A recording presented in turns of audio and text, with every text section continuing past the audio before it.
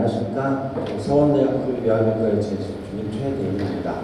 먼저 부족한 내용인데 이렇게 학술 발표회에서 발표할 수 있는 기회를 주셔서 감사드립니다. 지금 말씀하신 것 같이 지금 유아교과에서 오늘 발표해서는 그 논문의 어떤 요약을 해서 서론 연구와 결과 결론이 수고를 진행하겠습니다. 제가 이 논문을 기획하면서 원래 프로그램 개발에 대한 연구라기보다는 지금 이제 유아교육에서 얘기하고 있는 어떤 그 쟁점에 대한 어떤 해결책에 대한 기본 데이터를 만들기 위해서 이렇게 좀 변칙적인 방법을 썼다고 해야 하나요? 예. 지금 이제 그 과거 엊그제 정도 이전부터는 유보통합이라는 말로 유치원하고 어린이집 이원화되어 있는 유아교육 학제를 통합하는 그런 노력을 많이 했었습니다. 상당히 오랫동안 여러 가지 노력을 해봤었는데 그 유보통합이 이제 불가능한 여러 가지 것들이 다르기 때문에 불가능한 형태로 결론을 내려졌고요.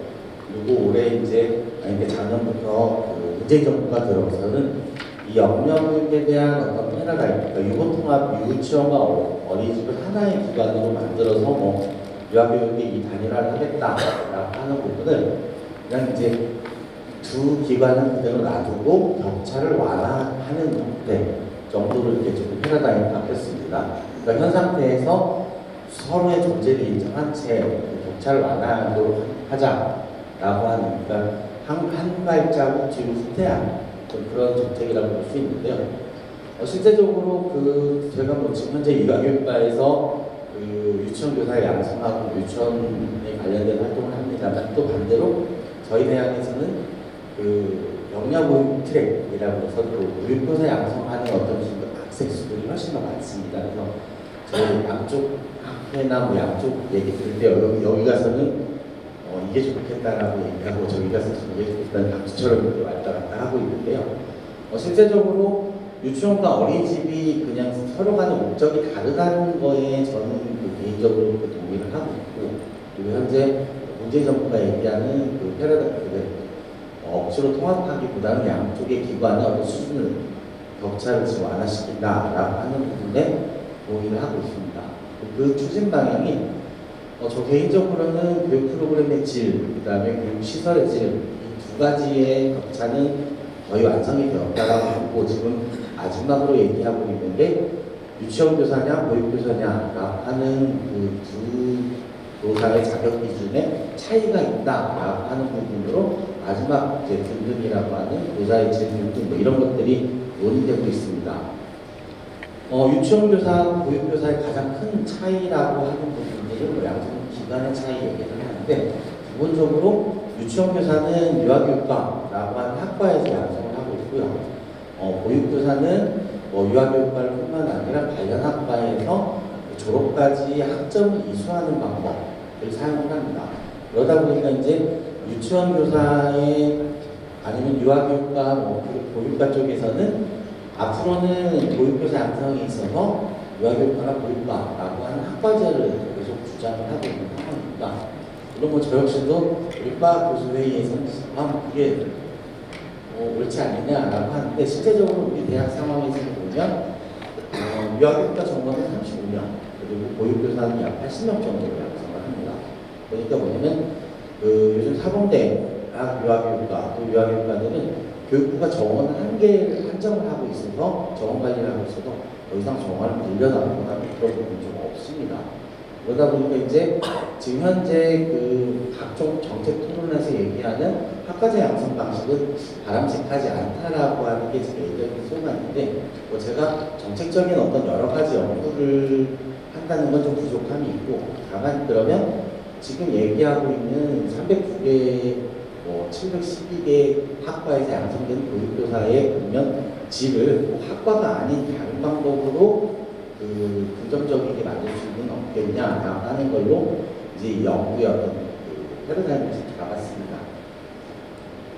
유치원 교사가 지금 현재 교직학점 20점, 그다음 전공학점 40점 내외를 가지고 양성기관, 그러니까 학과를 졸업하면 이렇게 자격증을 수여받게 되고요. 보육교사 역시도 지금 이제 한 몇 년 동안 강화돼서 17과목 51학점. 그러니까 양쪽 학점의 차이는 그렇게 많이 나지 않는다고 볼 수 있습니다. 그래서 그렇게 돼서 양성이 되고 있습니다.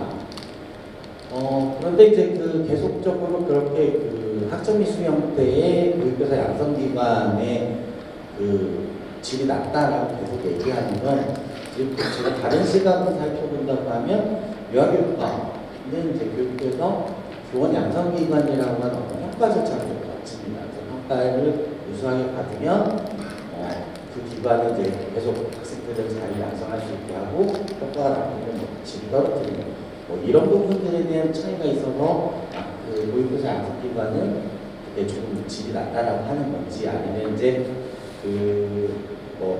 과가 유아교육 이렇게 명확하지 않은 수정 트랙들이 있어서 그런지 이런 논의 때문에 그럼 양성기관 평가라고 하는 부분을 차관을 해서 교육교사 양성기관 역시도 학과제로 전환을 해서 교육교사 양성하는 것들을 줄일 게 아니라 이 교육교사 양성기관을 평가하고 또 그 양성기관의 어떤 질에 따라서 양성체제를 나누면 어떨까라고 하는 시도에서 이제 공정한 평가를 하는 양성체제 이런 것들에 대한 생각을 해보고자 했었습니다. 이제 그 얘기를 지금 급하게 꺼내기에는 학제나 다뤄야 할 여러 가지가 많기 때문에 그러면 그렇게 그냥 어떤 것이 옳으냐, 양성 기관이 옳으냐, 양성 방식이 옳으냐, 이런 부분에 대한 얘기를 말고 교육교사 양성 과정이 유아교사 양성 과정이나 기타 어떻게 하면 질을 높일 수 있느냐라고 하는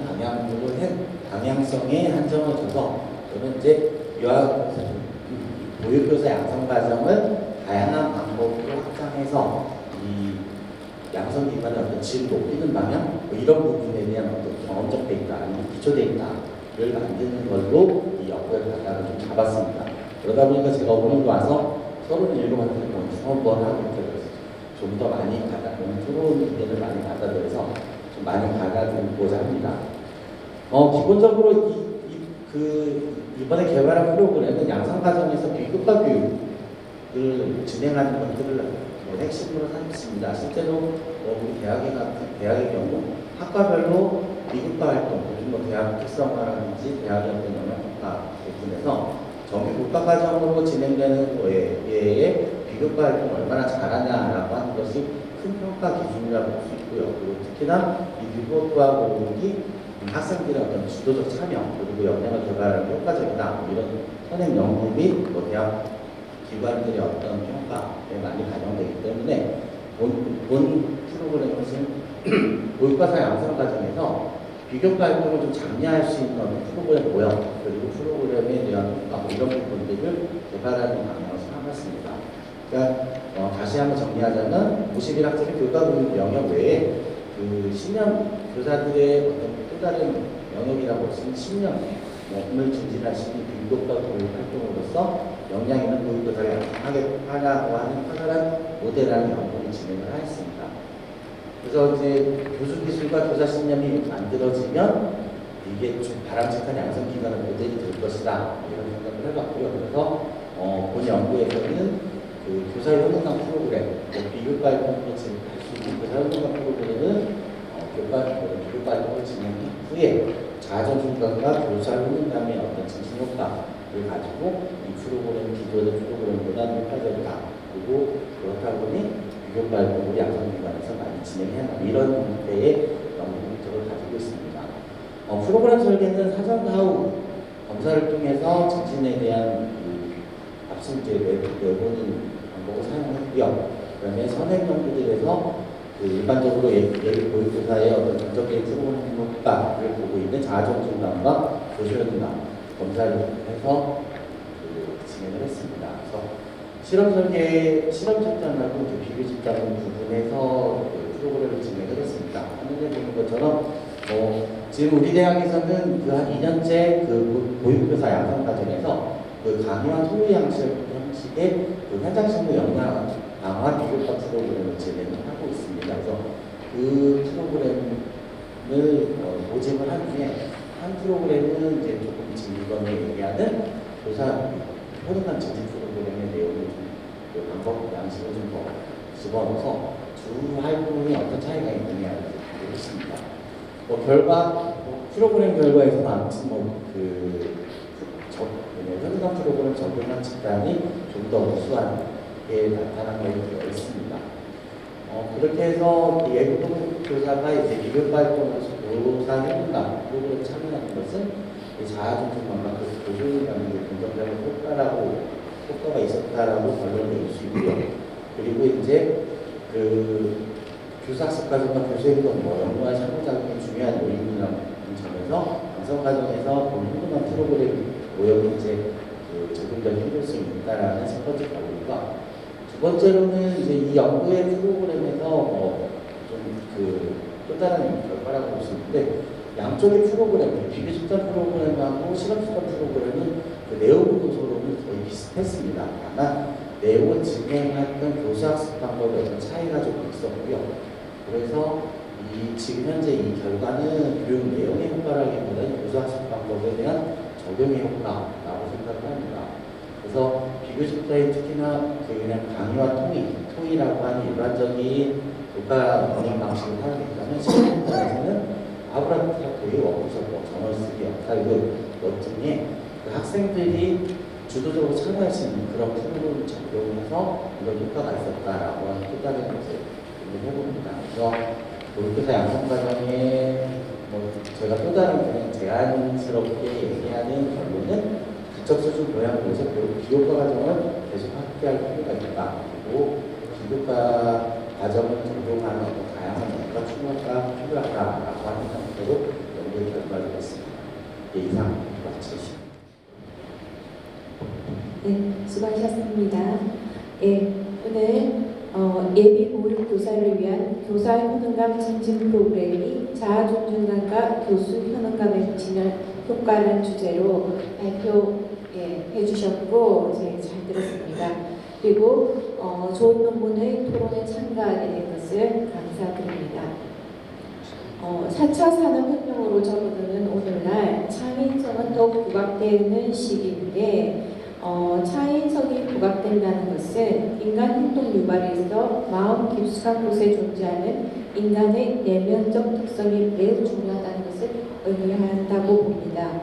예, 오늘 연구자의 발표 주제 자아존중감과 자아효능감은 바로 인간 행동에 결정적으로 영향을 주는 내면적 특성에 해당되는 것으로 보아집니다.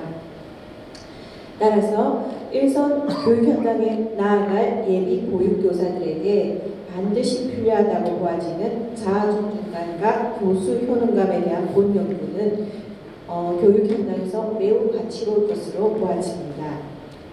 예, 이 논문을 현장에 있는 여러분들이 보다 잘 소화하고 적용하기 위해서 연구자에게 저 또한 두 가지 질문을 드리고자 합니다. 먼저 자아존중감과 교수 효능감은 어떠한 차이가 있다고 보는지에 대한 제 궁금합니다. 일반적으로 자아존중감도 개인의 적합성 또는 개인의 가치에 대한 전반적인 평가를 의미하고 있습니다. 그리고 교수 효능감 역시 자신의 능력에 대한 평가의 의미를 내포하고 있습니다. 그래서 서론에서 이 두 변인의 의미와 관계에 대한 설명이 있으면 연구가 보다 명료하지 않을까 생각합니다. 그러나 본 연구에서는 논지와는 달리 정책적 필요성과 교사의 신념에 대한 언급이 많은 부분을 차지하고 있습니다. 그래서 여기에서 연구자님의 별도 추가 설명을 좀 듣고 싶습니다. 그리고 또 다른 한 가지는 본 연구에서 제시한 교사 효능감 첨진 프로그램의 어떤 점이 자아존중감과 교수 효능감을 동시에 첨진시킬 수 있었는지에 대한 궁금증입니다. 연구자는 이미 예비 보육교사를 위한 교사 효능감 첨진 프로그램 모형 개발이라는 논제로 연구한 적이 있으셨습니다. 그래서 그런지 본문에는 독립 변수인 교사 효능감 첨진 프로그램에 대한 설명이 명료하게 제시되고 있지 않아 독자들은 여기서 상당히 좋은 부분들에 대한 갈증이 있을 것이라고 보아집니다. 그래서 이 프로그램이 왜 자아존중감과 교수 효능감을 향상시켜 주는지에 대한 이유를 간단하게 설명해 주시면 좋겠습니다. 네, 그 설명하실 때 제가 또 추가해서 두 가지 측면을 조금 고려해 주셨으면 좋겠다라고 말씀드리고 싶습니다. 흔히 로젠버그나 반두라 같은 학자들은 자아존중감은 다른 사람과의 상호작용에 의해 반영된 평가 그리고 사회적 비교에 따라 형성된다고 보고 있습니다. 그래서 본 프로그램은 어떠한 측면에서 자아존중감 향상과 관련되었는지에 대한 설명을 듣고 싶습니다. 그리고 또 다른 하나는 본 연구에서 얻어진 프로그램의 긍정적 적용 효과는 내용적인 측면보다는 교수학습의 방법적 특성에 기인한 영향력이라고 여겨진다고 여기서도 방금 붉은색으로 표시해서 제시해 주셨는데, 그렇다면 교사 현원감 첨진 프로그램은 어떤 내용에도 방법적 측면만 적용하면 된다라고 하시는 건지 그 부분에 대해서도 조금 설명을 해주시면 좋겠습니다. 네.